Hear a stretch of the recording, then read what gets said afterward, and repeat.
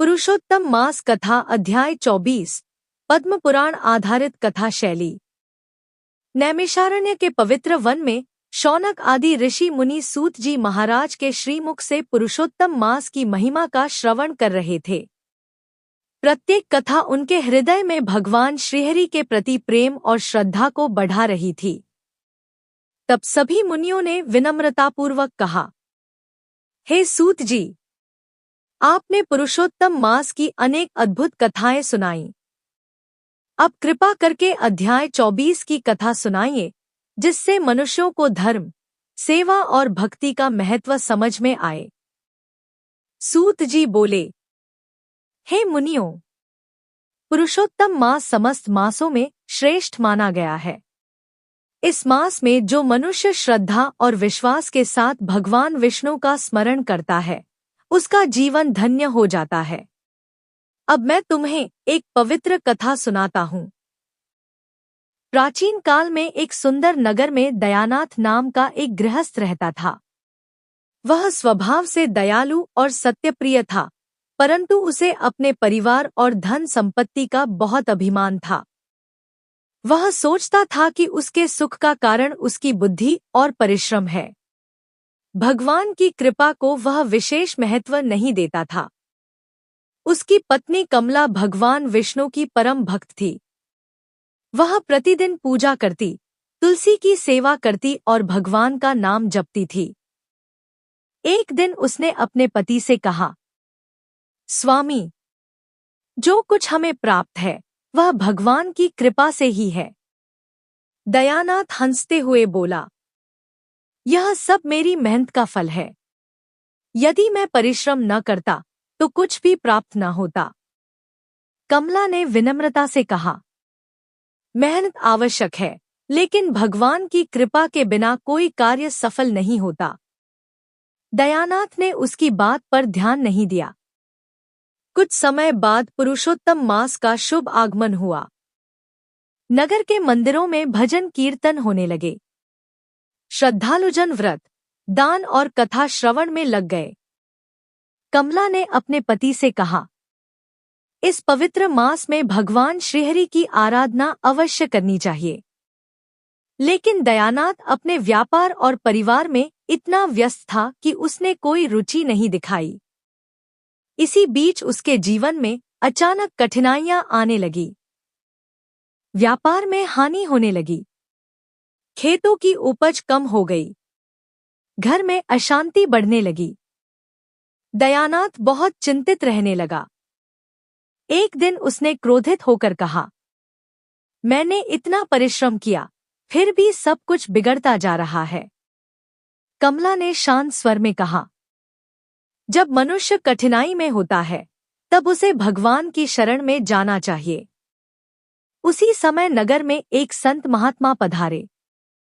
उनकी कथा सुनने के लिए दूर दूर से लोग आने लगे।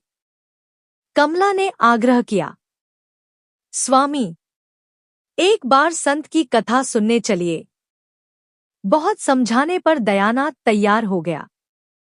संत कथा में कह रहे थे, मनुष्य को कभी भी अपने धन, बल या बुद्धि का अभिमान नहीं करना चाहिए। जो कुछ प्राप्त होता है वह भगवान की कृपा से ही होता है। ये शब्द दयानाथ के हृदय में उतर गए।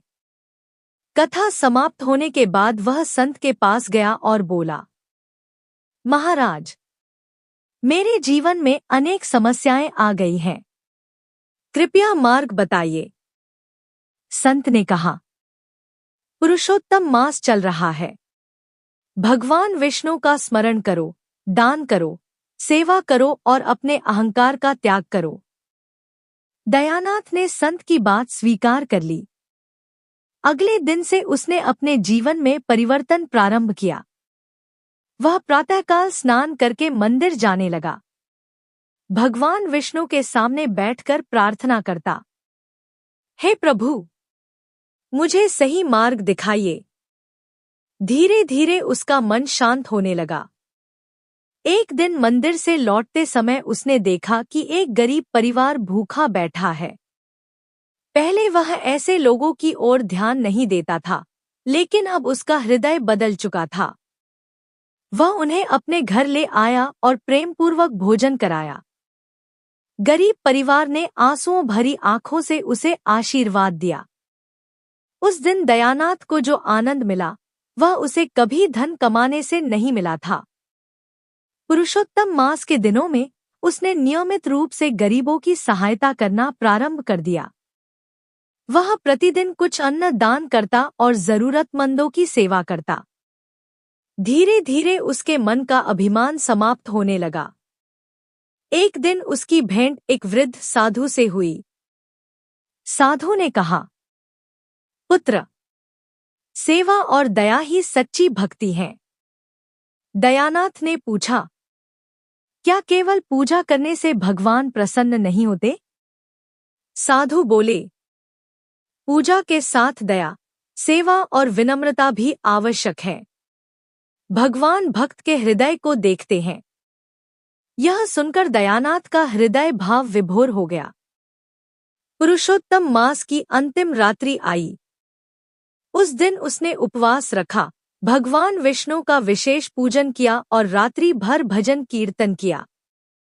रात्रि में उसे एक अद्भुत स्वप्न दिखाई दिया। उसने देखा कि दिव्य प्रकाश से पूरा आकाश जगमगा रहा है। उस प्रकाश के मध्य भगवान श्रीहरि विष्णु प्रकट हुए। उनके हाथों में शंख, चक्र, गदा और पद्म शोभित थे। उनके मुख से दिव्य तेज निकल रहा था।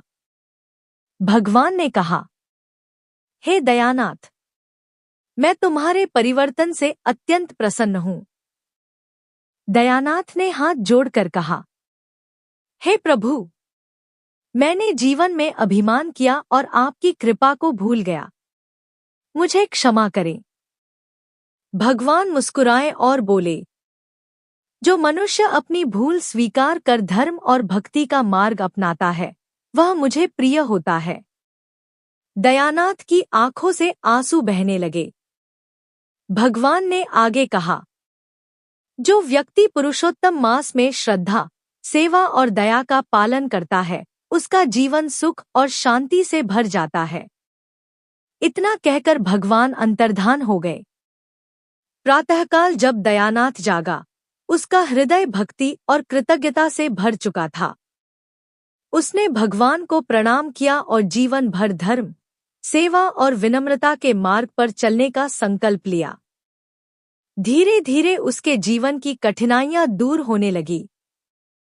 व्यापार फिर से चल पड़ा, परिवार में सुख शांति लौट आई और उसके मन में स्थायी संतोष उत्पन्न हो गया। अब वह सभी से कहता, संसार का सबसे बड़ा धन भगवान की भक्ति और सेवा है। सूत जी बोले, हे मुनियों, यही पुरुषोत्तम मास की महिमा है। जो मनुष्य इस पवित्र मास में श्रद्धा, भक्ति और सेवा करता है, भगवान श्रीहरि उस पर अपनी विशेष कृपा बरसाते हैं। कथा का संदेश। अभिमान मनुष्य का सबसे बड़ा शत्रु है। भगवान की कृपा के बिना कोई कार्य सफल नहीं होता। सेवा, दया और विनम्रता सच्ची भक्ति के आधार हैं।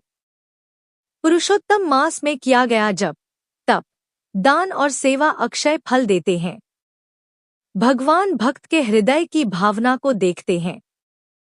जो मनुष्य भगवान की शरण में जाता है, उसका कल्याण अवश्य होता है। श्री पुरुषोत्तम भगवान की जय। श्रीहरि विष्णु भगवान की जय। जय श्री राधे कृष्ण।